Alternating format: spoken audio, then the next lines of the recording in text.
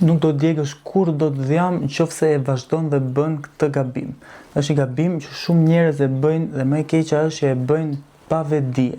Madje mund të jesh dhe duke mbajtur një dietë, mund të jesh duke konsumuar më pak kalori se sa duhet konsumosh, por nëse bën këtë gabim që mund duket i vogël, atëherë nuk do djegësh kur dhjam. Çfarë ndodh? Momentin që ti konsumon ushqim gjithë ditën, pra konsumon 5-6 vakte në ditë, e ke insulinën gjatë gjithë ditës të rritur. Pra, ta kemi të qartë, sa herë që konsumon ushqim, rritet insulina. Dhe sa herë që rritet insulina, insulina bllokon një hormon që quhet HCL. Ky hormoni literalisht bën të mundur që të lirohen yndyrnat dhjamore në gjak dhe të largohen nga trupi, pra të digjen. Pra, shumë thjesht, nëse ke insulinën e lartë, trupi nuk arrin dot që të djegi dhjam. Dhe duhet keni diçka parasysh. Në momentin që konsumon ushqim, duhet mesatarisht 2 deri në 4 orë që insulina të ulet prapë në nivelet ku ishte. Pra qëndron 2 deri në 4 orë e rritur.